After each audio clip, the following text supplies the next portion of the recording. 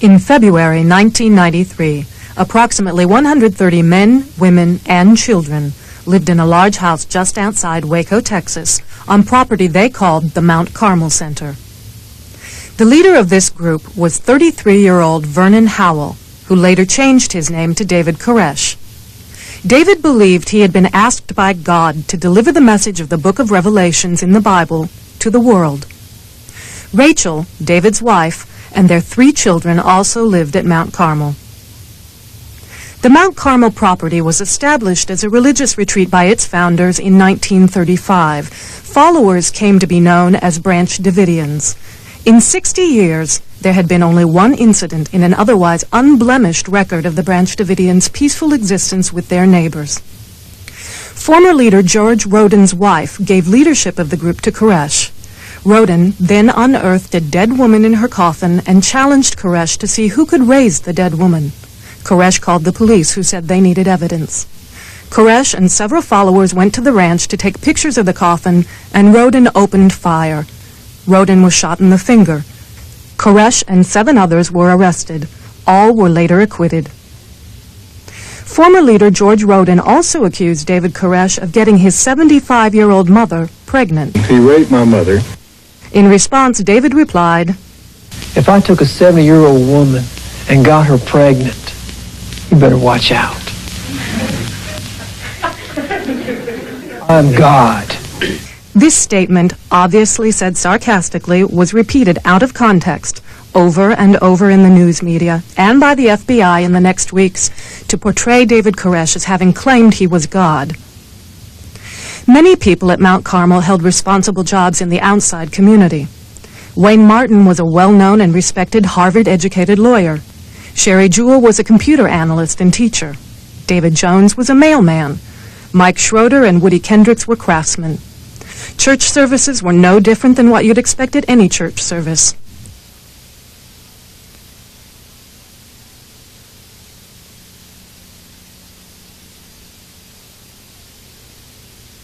The Branch Davidians were well liked by many of their neighbors. And the Branch Davidians had some distinguished neighbors over the years. Texas Governor Ann Richards grew up in Waco. William Sessions was the mayor and a judge in Waco before he became director of the FBI. ATF Director Stephen Higgins and FBI spokesman Bob Ricks both attended Baylor University in Waco. And President Clinton recently appointed a new commissioner of the Internal Revenue Service. She, too, is from Waco. The house was built by the labors of the people who lived there. What happened to target these seemingly peaceful and religious people for the wrath of the United States government? Around 1987, Mark Bro, a self-proclaimed prophet from Honolulu, Hawaii, joined the Branch Davidians at Mount Carmel. He was asked to leave in 1989 when he tried to take over the leadership of the Mount Carmel Center from David Koresh. Mark Bro vowed revenge. He called several international agencies and made allegations against David Koresh of adulterous sex, child abuse, and gun stockpiling. One of the groups he contacted was Cult Awareness Network, a group that helps to arrange kidnappings and deprogramming of people who join religious groups. Deprogramming is a form of brainwashing. Cult Awareness Network pushed for investigations of the Branch Davidians. In 1992, Mark Bro was provided a golden opportunity to get his revenge when a disc jockey named David Jewell became embroiled in a custody battle with his wife, Sherry Jewell, a Branch Davidian who lived at Mount Carmel. Mark Bro approached David Jewell's mother to tell his sordid tales of sex, abuse, and guns. He then later testified at the custody hearing. In an interview with an Australian network in 1991, David Koresh himself answered these claims. How many wives do you have? One. One wife. One wife. Have you I've committed? always had. Have I committed adultery? Is what you're fixing to Have you committed adultery? No, I don't commit adultery. You telling me the truth? I am telling you the truth. Have you beaten children? No, I do not beat children.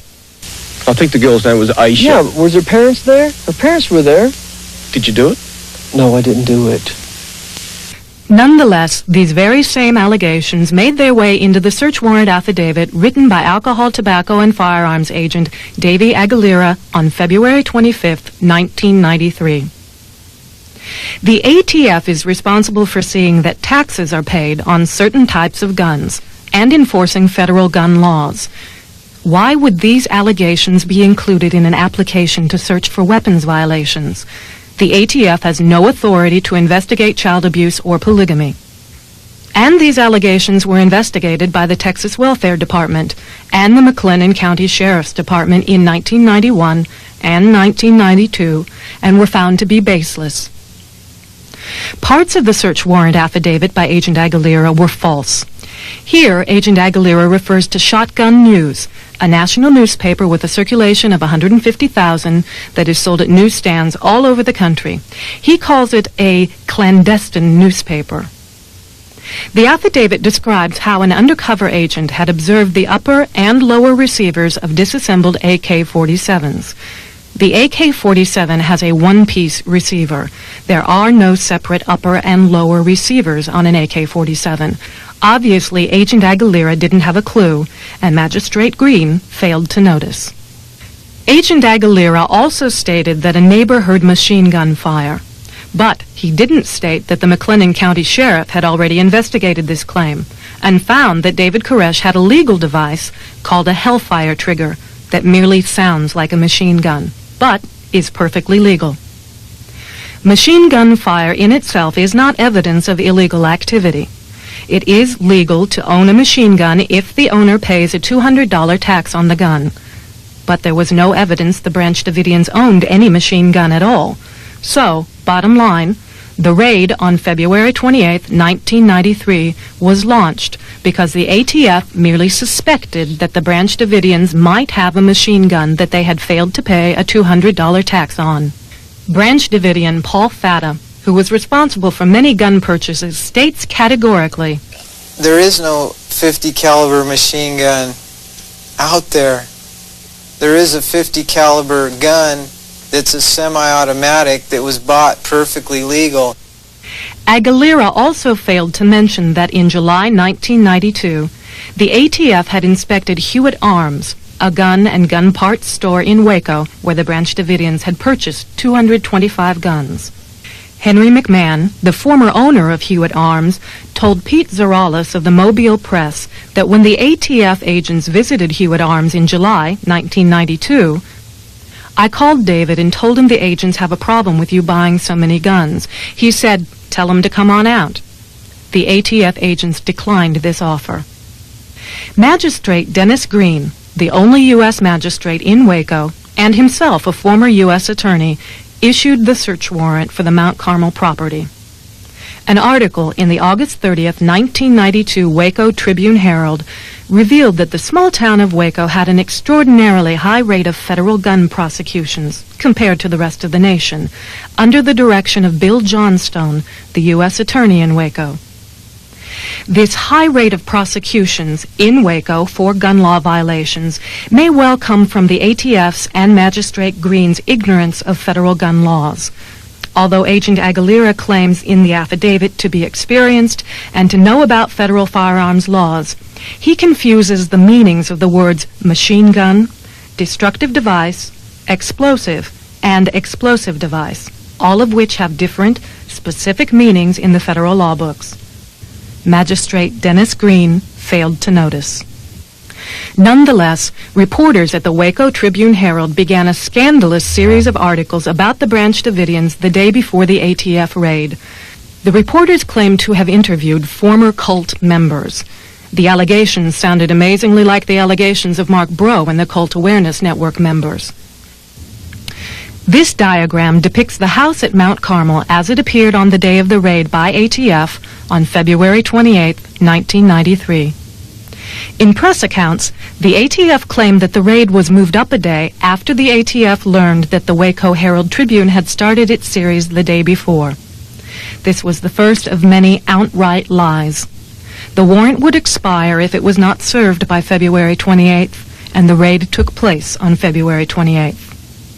What you are about to see is the first film footage of the initial raid as it was provided to all the network television feeds. This film was heavily edited by someone before it was distributed across the networks.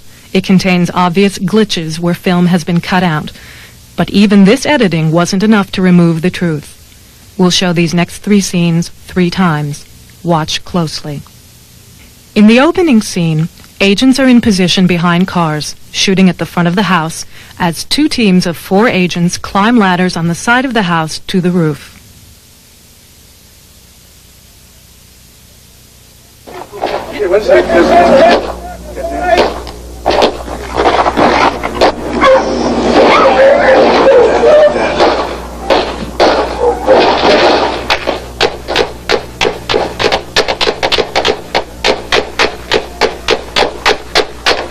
Now we'll replay what you just saw. Notice that there are no bullets hitting the ground or cars around any of these ATF agents. The 3 dark dots low on the horizon are helicopters. The sound of automatic weapons is coming from the M16 and MP5 machine guns used by the ATF agents.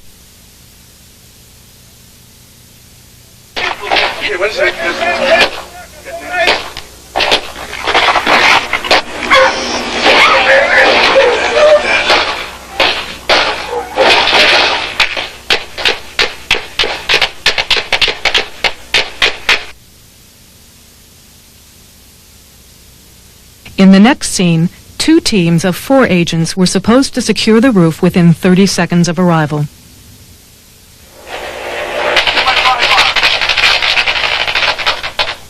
Notice that no one is shooting at these agents as they climb the ladders. Several of these agents are carrying fully automatic rifles.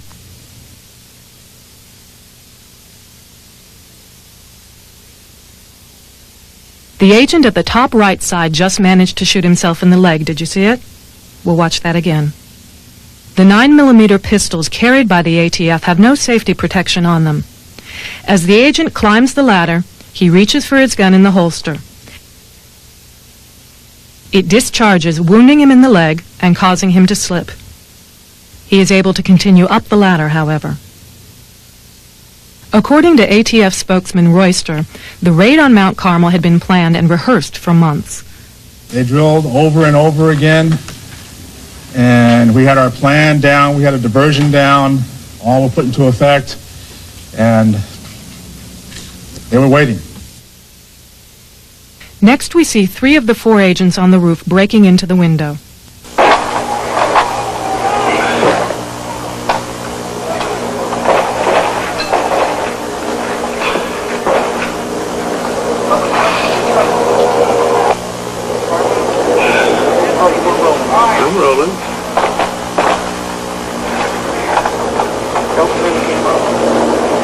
Go back before I give me another tape then.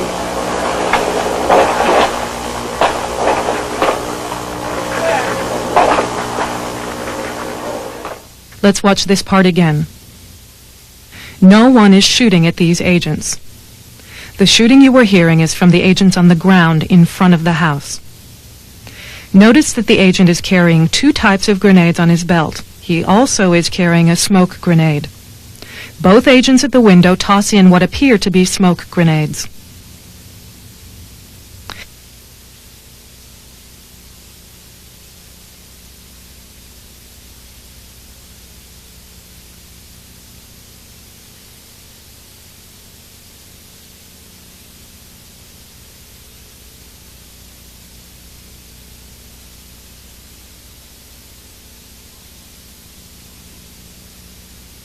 After these agents get through the window and into the room, you will briefly see the 4th agent on the roof, followed by one of those badly edited cuts in the film. The film picks up with the 4th agent tossing something into the room. It makes no sense for him to be throwing anything at all into a room where the 3 ATF agents have just gone, unless he intends to injure his own men. He also fires a machine gun into the room twice without looking. We'll watch it at normal speed, then slow it down.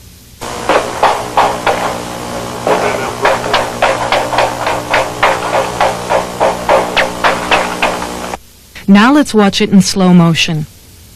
Here he tosses something and withdraws his hand from the window.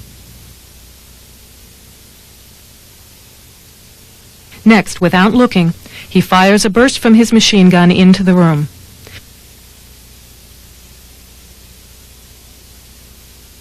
Someone begins shooting from inside and bullet holes appear in the wall. In the midst of this gunfire, 3 holes appear at the same time.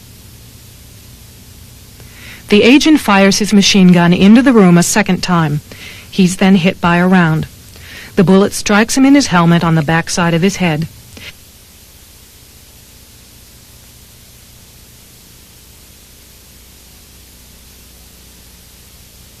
He falls to the roof and grabs his head. This agent is not hurt, and he later makes it safely down the ladder.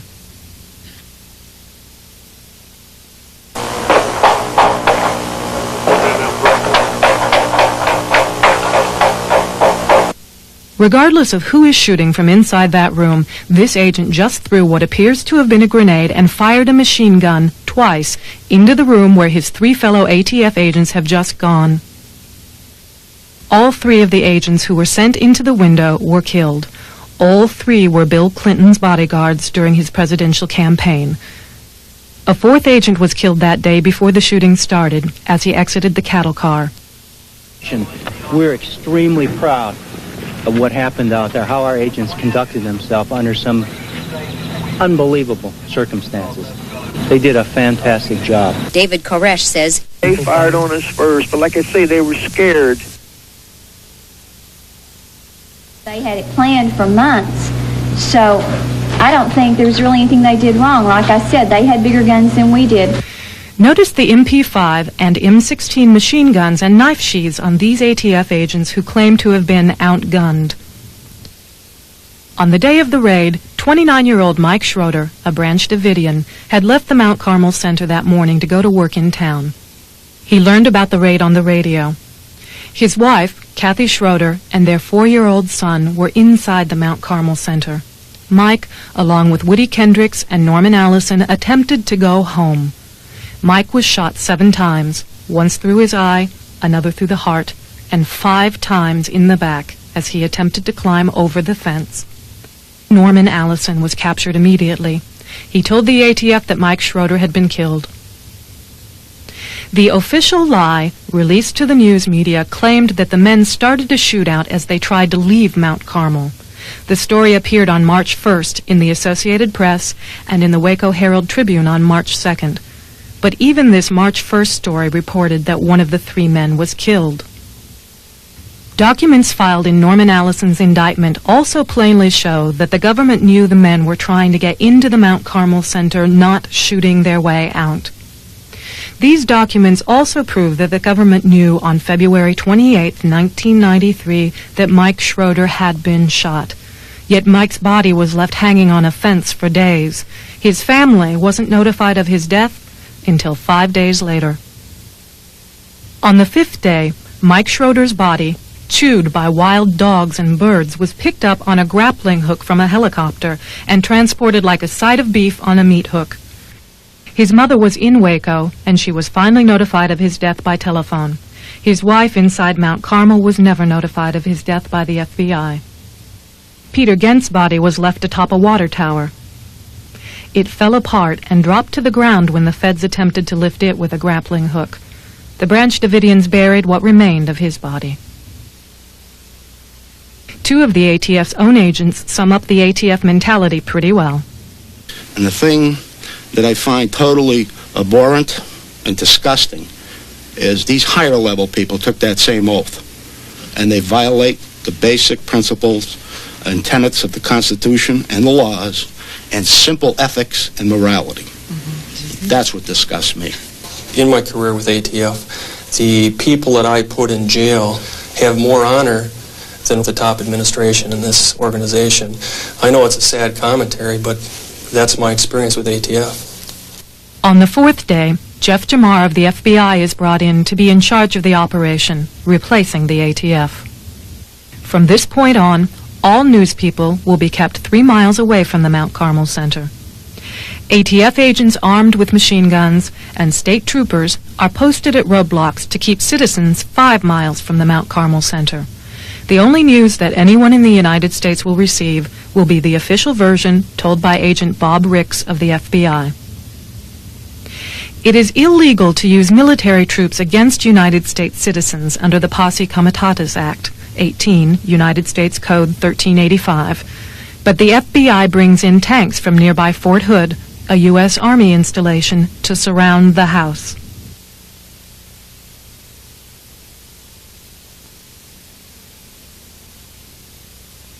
National Guard troops and military equipment can be used in drug interdiction activities. Even though there was never any question of drug activity at Mount Carmel, as a ploy to avoid criminal penalties imposed by the Posse Comitatus Act, the ATF claims there is a suspected methamphetamine lab. Yet even after Texas Governor Ann Richards becomes aware that she was deceived by the ATF into consenting to the use of the tanks, she does not order the tanks off the property. From now on, the Branch Davidians will have no contact with the outside world. The FBI orders all the utilities, lights, phone, water, gas, and plumbing to the house to be disconnected. A telephone wired directly to the FBI is put in place. The FBI sets up a steady stream of torture directed at the Branch Davidians, which included many small children inside the house. Bright stadium lights keep the house lit up 24 hours a day, as a loudspeaker blares sounds of rabbits being slaughtered, Tibetan monk chants, and Nancy Sinatra's song, "These Boots Are Made for Walkin'." One refrain of that song says, "I just found me a brand new box of matches, yeah, and if you play with fire, you know you're gonna get burned." Whenever a Branch Davidian falls into disfavor with the FBI, the tanks are used to crush the person's car, or, in the case of the children, their go-karts as punishment. On March 27th, the London Times runs an article describing the equipment used by the FBI. The British Strategic Air Services sends a specially equipped plane to take thermal images of the insides of the house, allowing the FBI to see everyone who is inside by the heat reflected from their bodies.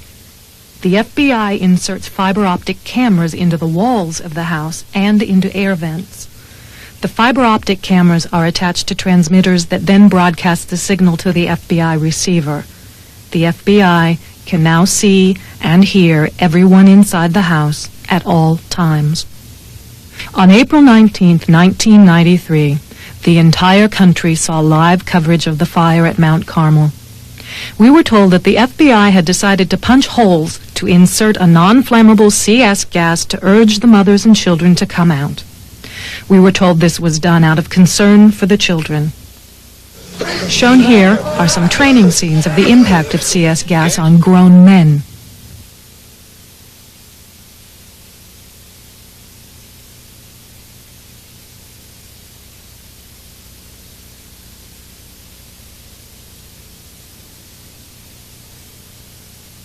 To understand the full impact of the following scenes, it is important to understand the layout of the Mount Carmel Center. The underground bunkers were not under the house. There was a cement tunnel that ran from a trap door in the end of the house out to two main underground shelters out in the yard, one of which was in front of the water tower. Anyone who was inside either one of the underground bunkers should have been untouched by either fire or smoke. In this picture, this end of the house is where the trap door to the underground bunker was. This film was taken long before 6 a.m. the morning before the fire started. There is a large hole at the base of the building, and the building has already been knocked off its foundation. There is a round hole in the side of the building. What appears to be a large blood splatter is visible on a wall on the other side. Something, perhaps a curtain, flaps from inside the building. Remember, with the sophisticated bugging and surveillance equipment the FBI used, the FBI knew where all of these people were at all times. They could see them and hear them.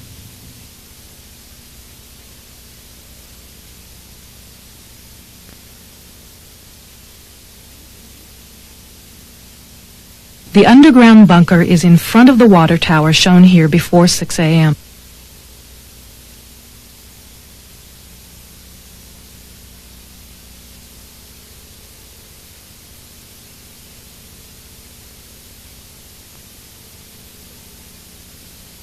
This tank was over the tunnel to the underground bunker. For more than 2 hours, a tank is over the underground bunker or at the hole in the corner of the house at the entrance to the tunnel. Each time the tank opens, agents can be seen getting in or out, and the camera filming it conveniently cuts away. At approximately 6:10 a.m., smoke begins pouring from the underground bunker. None of the media mentions the fire in the underground bunker, yet this is when and where the first fire began, and where many people lost their lives. The official version of when things began starts here around 6 that morning. There is a flag propped against the door. The flag is not black, and it is not wedged in the door as the media reported. It is a red and blue flag. Whatever it is, it appears to be a flag of a conqueror, not a flag set outside by the Branch Davidians. The first tank that is sent in is a tank retriever. It has no apparatus to insert any kind of gas. It appears at precisely the time the smoke you saw earlier was seen coming from the underground bunker. It is not making so-called small holes to insert gas. It is destroying the end of the house over the trap door that leads from the bunker, making sure that no one inside the now burning bunker can escape. A second hole is made in the side of the building, and a third hole is made at the front door. What these tanks are doing in each picture is collapsing the inside stairwells. The following footage proves beyond any doubt that the tanks intentionally set the house on fire. It proves that the Branch Davidians were murdered. Watch carefully as the tank backs out of the house. You can see that this tank has a gas jet on the front that shoots fire. You can also see the fire quite plainly. The tank goes into the house twice, and each time as it backs out, the fire at the gas jets is plainly visible. What these tanks are doing in each picture is collapsing the inside stairwells. The following footage proves beyond any doubt that the tanks intentionally set the house on fire. It proves that the Branch Davidians were murdered. Watch carefully as the tank backs out of the house. You can see that this tank has a gas jet on the front that shoots fire. You can also see the fire quite plainly.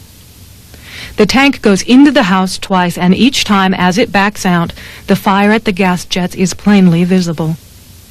In the scenes that were shown throughout the country as the location where the fire supposedly started, smoke comes out a second-story window. As flames erupt from the second-story window, watch as a tank appears around the corner.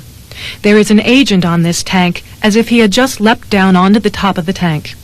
It is difficult to see the details on a television because the quality is poor, but in the studio, he can be seen removing a fireproof-type hood. Another man is seen on the roof. The FBI claims that this man is a Branch Davidian. However, watch as he jumps from the roof and walks away. The tape quality again is poor when it broadcasts on a television set, but in the studio, while he is on the roof, he appears to take off a jacket. He jumps and lands on his feet. He very calmly walks away.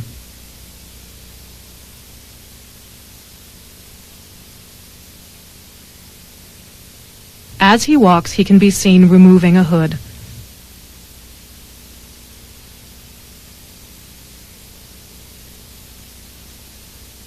He also appears to be carrying a rifle in his right hand. As the fire burns, helicopters circle over the center with men pointing guns out of the open doorways. Before, during, and after the fire, none of the agents involved are at all concerned that there could be explosions or bullets in the house. In these next scenes, you can plainly see agents walking in and out near the fire.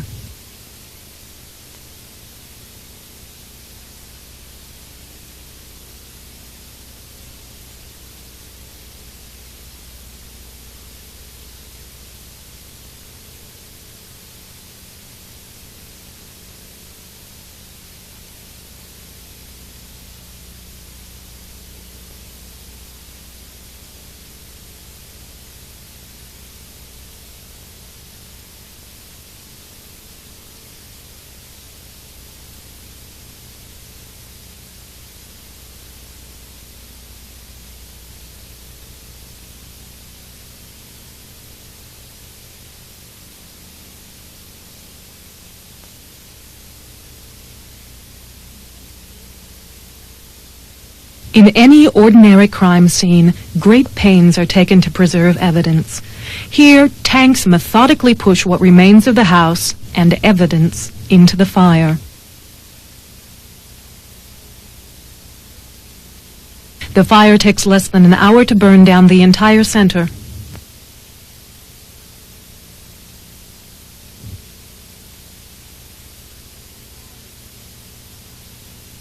The fire is still smoldering at 5 that evening as agents walk in and around the fire.